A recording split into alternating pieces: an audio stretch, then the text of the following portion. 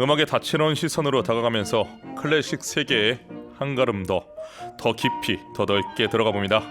바이올리니스트, 비올리스트 그리고 클래식 음악 작가인 박소연 선생님 모셨습니다. 안녕하십니까? 안녕하세요. 클래식계 엔잡러라는 별명을 계속 밀고 있는 바이올리니스트, 비올리스트 겸 작가 박소현입니다. 한 주 동안 건강히 잘 지내셨습니까? 네. 날씨가 좀 흐리긴 한데 그래도 기분 좋게 보내려고 노력하고 있습니다. 그렇군요. 자, 늘 밝고 건강한 모습인데 예전에 좀 큰 사고를 당하셨다고 들었습니다. 네. 제가 좀 공부 욕심도 많아서 미국에서 박사를 하고 싶어가지고 공부를 준비를 하고 있었는데 좀 대형 사고가 났었어요. 그래서 어, 한 2년 정도 동안 악기도 못할 정도로 휠체어 생활을 하고 수술도 여러 번 받으면서 좀 재활을 하고 회복하는 과정이 있었죠. 그러셨군요. 미국 유학 준비 중에 그렇게 대형 사고가 터져서 많이 놀라셨을 것 같습니다. 2년 동안이나 재활하신 거세요? 네. 그럼 그때는 악기를 거의 못 잡았었죠. 네. 연주자에게 연습을 못하는 것, 연주를 할 수 없는 상황이 된다는 거는 대단히 힘든 상황이고 사형 선고나 다름이 없는데 지금 잘 회복하신 거죠?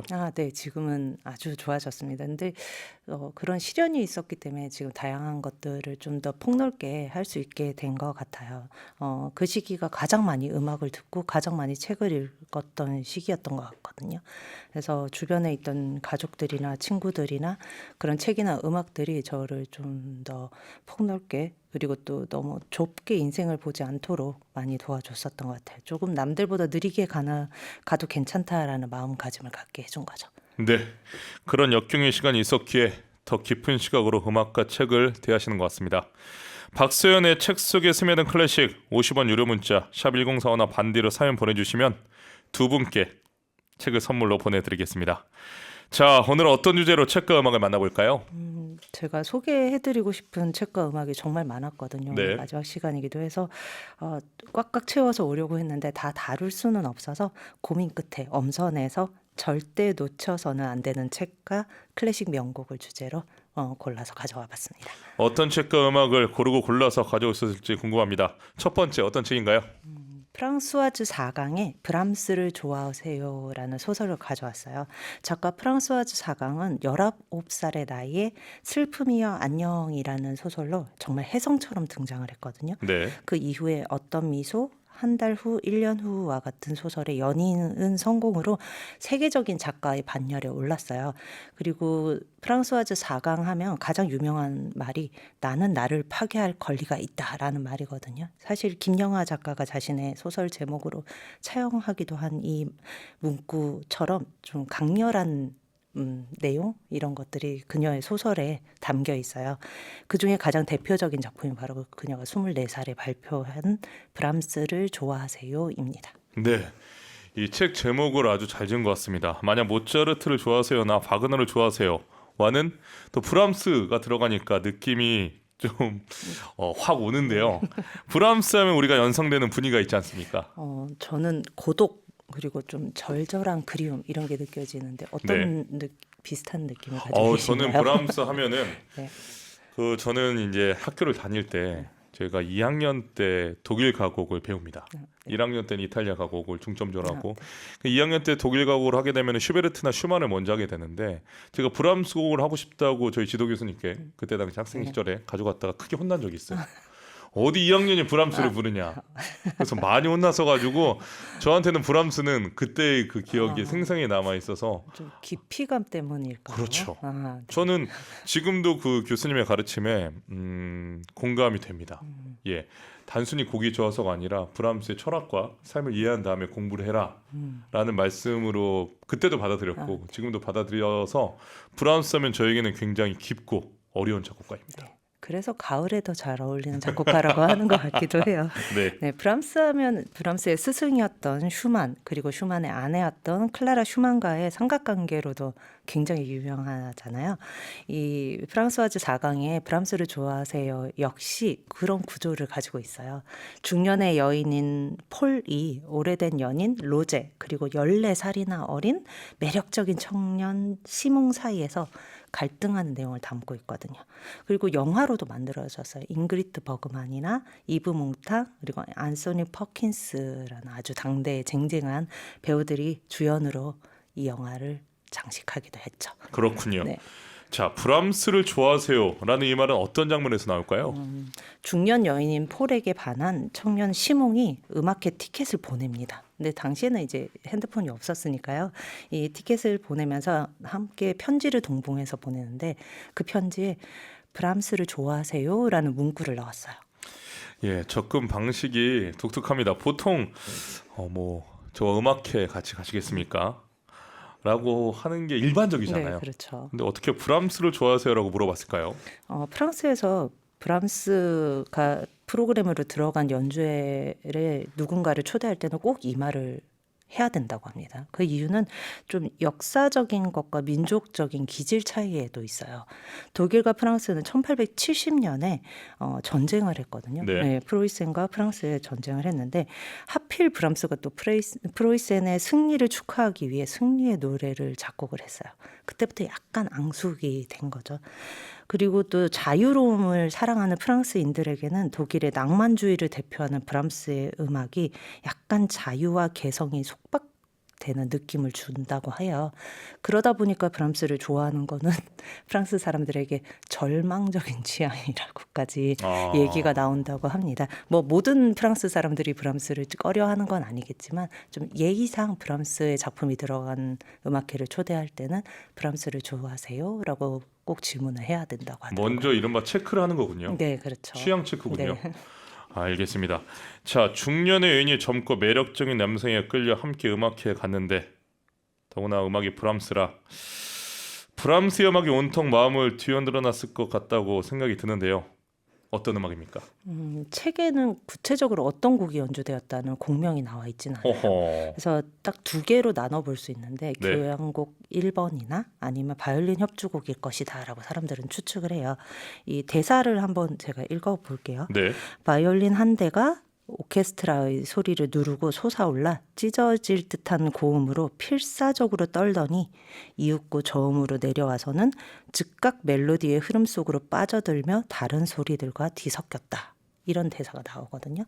오케스트라 악장이 솔로 연주를 하는 브람스의 교향곡 1번일 것이다. 아니다. 바이올린의 솔로가 아주 튀게 소리가 나는 바이올린 협주곡일 것이다. 이런 의견이 분분하죠. 네, 바이올린 협주곡이 맞을 것 같은데. 네, 저도 그렇게 생각합니다. 자, 지금 제목을 다시 보다가 발견한 게 있습니다. 브람스를 좋아하세요 뒤에 물음표가 아니라 점이 3개가 있습니다. 점점점인데요. 의미가 있을 것 같은데요. 네, 4강은 제목의 문장 부호가 꼭 점 3개가 들어간 말 줄임표로 끝나야 된다고 주장을 했어요. 그래서 번역본에도 뭐 한국어 번역본이든 일본어 번역본이든 무조건 이 점점점 3개가 들어가요. 그 이유는 많은 사람들이 추측을 하였을 때 3명의 인물 그리고 그들의 각기 다른 사랑, 망설임과 같은 불확실한 심리를 표현하기 위해서 점 3개가 꼭 필요한 것이 아닌가라고 우리 모두가 추측을 하고 있죠. 알겠습니다. 자, 이렇게 브람스를 좋아하는 두 남녀의 운명 어떻게 됐을까요? 음악을 감상하시면서 여러분 각기 생각해 보시기 바랍니다. 브람스 바이올린 협주곡 D장조 작품으로 77종 3악장 힐러리 한의 바이올린, 네빌 마리너가 지휘하는 아카데미 오브 세인트 마틴 더 필즈의 연주입니다. 브람스의 바이올린 협주곡 D장조 작품으로 77종 3악장이었습니다. 힐러리 한의 바이올린, 네빌 마리너가 지휘하는 아카데미 오브 세인트 마틴 더 필즈의 연주였습니다. 이동일님, 도덕적 판단을 내리는 건 참 지루한 일이라 말했던 4강. 혹시 두 분은 4강의 삶을 동경하시나요? 그냥 궁금해서요 보내주셨습니다. 동경하시나요? 네, 박수 선생님은 동경하지 않고 저도 비슷합니다. 물어봐줘서 고맙습니다, 이동일님. 고은정님, 4강과 브람스 너무 좋네요. 경차보다는 벤츠에서 우는 게 낫다라는 4강의 말도 생각나네요. 이런 이야기를 했군요. 저는 경차도 좋은데요. 제니러브 뮤직님, 브람스 음악은 좀 성숙한 느낌을 받습니다. 송파 앨리스님, 브람스 참 좋아하는데 오늘 브람스 이야기가 너무 솔깃합니다. 점점점에 이런 의미가 있다니 작가의 의도도 이제야 이해하게 되고 모기어 살롱에서 재밌고 유익한 상식 많이 얻어갑니다. 보내주셨습니다. 고맙습니다. 자, 다음은요. 음악부터 먼저 말씀드립니다. 우리가 너무나도 사랑하는 오페라 아리아죠. 네스노르마 공주는 잠 못 이루고 혹은 아무도 잠들지 말라라고도 이야기합니다. 이 번역을 초반에는 공주는 잠 못 이루고가 많이 팜플렛에 네, 보이다가 그렇죠. 이제는 아무도 잠들지 말라라고도 많이 나와서 혹시 이 두 곡이 다른 곡으로 생각하시는 분들이 계실 수 있는데 같은 곡입니다. 네, 같은 곡이고 마지막 클라이막스에 나오는 빈체로, 빈체로. 네, 다 알죠. 근데 이 아리아가 등장하는 오페라인 투란도트에도 원작이 있는 거 혹시 아실까요? 원작이 있습니까? 네. 고대 중국의 전설을 가지고 소재를 쓴 거 아닌가요? 네, 투란도트의 원작은 천일일화라는 책입니다. 천일 일화요? 네. 야화가 아니라요? 네, 어허, 천일 야화는 익숙한데 일화는 좀 들어본 적이 많이 없습니다. 네. 두 책이 모두 18세기 초에 유럽에서 거의 동시에 번역되어서 소개됐던 책이에요. 네. 첫 번째 우리가 널리 알고 있는 천일 야화는 예. 아랍권의 이야기를 담고 있는데 앙투안 갈랑이라는 작가가 번역한 12권짜리 책으로 우리에겐 아라비안 나이트라는 제목으로도 잘 알려져 있는 책이죠. 네. 그것에 비해서 천일 일화는 바그다드를 중심으로 이란, 이라크, 터키, 인도, 중국에 이르기까지 아시아 전역을 무대로 하고 있는 내용을 담고 있어요. 그리고 외교관이자 작가였던 프랑스와 푸티 들라크루아가 번역을 한 5권의 책으로 이루어져 있는데요. 네. 너무 이 들라크루아가 개작을 많이 했다라는 오해를 받으면서 19세기 말부터 점차 천일야화에 밀려서 많이 잊혀지게 된 책이죠. 그랬군요. 자, 천일 야화에서는 세헤라제대가 매일 밤마다 왕에게 이야기를 들려주잖아요. 그러면 지금 이야기하신 천일 일화도 형식이 비슷합니까? 네. 천일 야화도 그렇고 천일 일화도 그렇고 이제 이야기 속의 이야기, 액자 소설의 형식을 갖춘 거는 같아요. 네. 근데 천일 야화는 솔직히 왕이 여성을 믿지 못하고 미워하고 이런 것들을 중화시키기 위한 내용을 담고 있잖아요. 천일 야화와 반대로 천일 일화에서는 남자를 믿지 못하고 혐오해서 결혼하지 않겠다고 선언한 한 공주가 등장합니다. 이 파루크나즈라는 공주의 유모가 공주의 마음을 바꾸기 위해서 매일 낮에 목욕을 할 때마다 이야기를 들려주는 내용을 담고 있어요. 세상에는 아주 고역하고 비열한 남자만 있는 게 아니고 너그럽고 충실한 남자도 많다 이런 얘기를 한 거죠. 이거 투란도트 공주랑 이야기가 비슷합니다. 투란도트 공주도 남자를 혐오하지 않습니까? 네, 매우 혐오하죠. 예, 그래서 수수께끼를 못 풀면 그 자리에서 죽여버린다고. 네, 그렇죠. 그런데 솔직히 말해서 그 수수께끼가 도저히 풀 수 없는 그런 수수께끼 아닙니까? 저 처음 봤을 때 하나도 못 풀어서 그 자리에 죽음을 당할 뻔했었습니다. 그럼 저희 네. 둘이서 같이 한번 풀어볼까요? 제가 네네. 문제를 내볼게요. 알겠습니다. 네, 첫 번째 수수께끼부터 나가겠습니다. 네. 이것은 어두운 밤을 가르며 무지개 빛으로 날아다니는 환상처럼 사람들의 마음을 흔들어 놓으며 아침이 되면 사라졌다가 밤마다 새로 태어난다. 이것은 무엇일까요? 뭐 반딧불입니까? 전 사랑이라고 했다 틀렸습니다. 두 번째 문제 주시죠. 네, 두 번째 문제는 불꽃처럼 타오르나 불꽃은 아니며 생명을 잃으면 차가워지고 승리를 꿈꾸면 뜨거워지며 색은 석양처럼 빨갛다. 빨갛다. 네. 피 아닙니까? 네, 이건 피죠. 아하, 맞췄습니다. 다행입니다. 네, 마지막 질문은 제가 며칠 전에 도서관에서 질문했는데 마지막 질문을 맞추신 분이 있으셨어요. 네네. 네, 그대에게 불을 붙이는 얼음. 이것이 그대에게 자유를 허락하면 그대는 노예가 되고 그대를 노예로 삼으면 그대는 왕이 된다. 이것은 무엇인가? 와, 어려운데요. 네, 도서관에서 그분을 맞추셨군요. 네, 강의할 때 맞춰서 깜짝 놀랐어요. 어떻게 선물 주셨습니까? 네, 책을 드렸습니다. 정답 투란도트 아닙니까? 네, 맞습니다. 네. 크시네요. 예, 저는 예전에 그 출연도 했었습니다. 아, 예술의 진짜요? 전당 7주년 기획 투란도트에 네. 예, 핑으로 나왔기 때문에 그때 고생 많이 했습니다. 정말 외울 게 많습니다. 어렵죠. 자, 근데 이 어려운 걸 칼라프 왕자가 해냅니다. 수수께끼를 다 풉니다.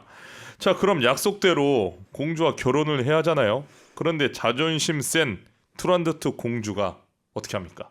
거절을 하죠. 아하. 싫다고 막 빼죠. 그러니까 칼라프 왕자가 이번엔 자신이 문제를 내요. 자신의 이름을 밝히지 않은 상황이었었거든요. 그래서 내일 새벽까지 내 이름을 알아내면 나는 기꺼이 결혼은커녕 날 죽여도 된다라고 밝히는 거죠. 그래서 공주는 아무도 잠들지 말고 이 이방인의 이름을 알아내라라는 명령을 내려요. 그래서 칼라프 왕자가 그렇지만 나는 내가 승리할 걸 알아 라는 확신과 함께 부르는 아리아가 바로 공주는 잠 못 이루고로 알려져 있는 아무도 잠들지 마라 네순도르마이죠. 자, 그런데 투란도트에서 쉽게 이해가 가지 않는 게 있습니다. 그 차갑던 얼음 공주가 왕자의 입맞춤 한 번에 사르르 녹아버립니다. 그러면서 그의 이름은 사랑이라고 뭔가 큰 마무리한 느낌도 듭니다. 작가님 어떻게 보세요? 사실 투란도트는 푸치니의 유작이거든요. 네. 그리고 미완성으로 사망을 해요. 푸치니가 죽을 때 류가 사망한 이후에 투란도트와 칼라프의 사랑의 이중창 대본 등등 스케치 몇 개만 남긴 채로 사망을 하거든요. 네. 그래서 이 뒷부분을 작곡해서 오페라를 완성한 작곡가인 프랑코 알바노는 377소절을 작곡을 해요. 하지만 이제 초연의 지휘를 맡았던 토스카니니가 268소절로 압축해서 초연을 올려버립니다. 지휘자가요? 네. 그래서 투란도트의 마음의 변화를 그린 게 딱 3소절밖에 등장하지 않는 거예요. 그러니까 설득력이 떨어지고 너무 짧게 마음의 변화가 느껴지는 거죠. 그래서 오늘날에는 알파노의 완전판으로 공연을 하기도 합니다. 거기는 좀 더 설득력이 있어지는 거죠. 아무래도 푸치니와 절친했던 토스카니니가 뭔가 여러 가지 생각을 가지고 압축을 좀 했나 봅니다. 자, 만약에 자코모 푸치니가 미완으로 남겨놓고 죽지 않았다면, 끝까지 이 작품을 작곡을 했다면, 완성을 했다면 결말이 혹시나 달라지지 않았을까 하는 흥미로운 상상도 해봅니다. 현대 공연에서는 정말 결말을 다양하게 만들어요. 투란도트를 죽이기도 하고요. 칼라프 왕자를 사형시키기도 하는 결말도 등장해요. 아직 실현은 안 됐는데 AI를 활용해서 푸치니풍으로 다시 작곡하자라는 아이디어가 등장하기도 하는데요. 네. 사실 베토벤의 스케치만 남은 교향곡 10번도 AI를 이용해서 완성해서 연주한 적이 있어서 어허. 전혀 실현 불가능한 내용은 아닐 것 같아서 좀 기대는 하고 있습니다. 그렇군요. 자, 결말이 어떻게 달라지든 명곡의 전설은 영원하지 않을까 생각해 봅니다. 자, 감상해 볼까요? 푸치니 오페라 투란도트 3막 중 네순도르마. 아무도 잠들지 말라. 테너 루치아노 파바로티 음성으로 들어보겠습니다. 주빈 메타가 지휘하는 런던 필하모닉 오케스트라가 함께합니다. 브라보! 푸치니 오페라 투란도트 중 네순도르마. 아무도 잠들지 말라. 테너 루치아노 파바로티의 목소리였고요. 주빈 메타가 지휘하는 런던 필하모닉 오케스트라 연주였습니다. 책으로 만나는 클래식 이야기를 더 알고 싶은 분들은 50원 유료 문자 샵 1045나 반디로 사연을 보내주세요. 박수연의 책 속에 스며든 클래식을 선물로 보내드립니다. 책 받으실 분은 선물 다음 청방에서 확인하시면 됩니다. 세 번째로 만나볼 책, 이번엔 러시아로 갑니다. 삶이 그대를 속일지라도 슬퍼하거나 노여지 말라. 푸시킨이네요. 네. 푸시킨의 동명의 중편 소설인 스페이드의 여왕을 토대로 한 차이콥스키의 오페라 스페이드의 여왕을 만나보려고 합니다. 이 작품은 차이콥스키의 동생이었던 모데스트 차이콥스키가 푸시킨의 원작을 대본으로 각색을 했어요. 1890년에 마린스키 극장에서 초연이 올려졌는데 워낙 흥행을 해서 1902년에 빈 국립 오페라 극장에서 말러의 지휘로도 공연이 올려졌습니다. 저 궁금한 게 하나 있는데요. 네. 러시아어로 노래하는 거는 어렵지 않나요? 뭐 제 입에서는 절대 쉽다고 얘기할 수 없습니다. 저는 스페이드 여왕이 아리아도 공부를 했고 제가 처음 노래를 배울 때 차이콥스키 음악원에서 유학하신 선생님께도 제가 좀 배웠었거든요. 네. 러시아어를 배웠었는데 러시아 말 자체가 좀 독일어처럼 깊은 부분이 있습니다. 네. 야바스류 블루 막 이렇게 좀 깊은 게 있어서 쉽지 않죠. 되게 잘하시는데요.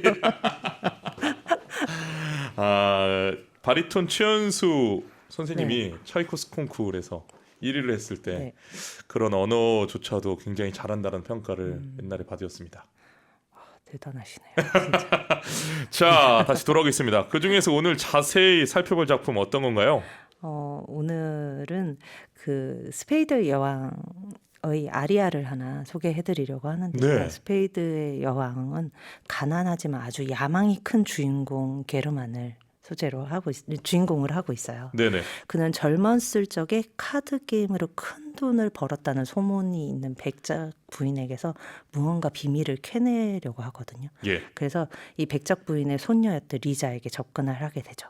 그래서 이 비밀을 결탄코 알아내야 되겠다라는 생각으로 권총을 들고 백작 부인을 찾아가서 위협을 해요. 근데 백작 부인이 너무 놀라서 심장에 무리가 가서 세상을 떠나버리고 합니다. 그러고 얼마 시간이 지나지 않아서 백작 부인의 유령이 나타나서 게르만에게 카드의 비밀을 알려줘요. 바로 이 3번, 7번 그리고 에이스 카드에 돈을 베팅을 하면 넌 큰 돈을 딸 수 있을 거다라고 한 거죠.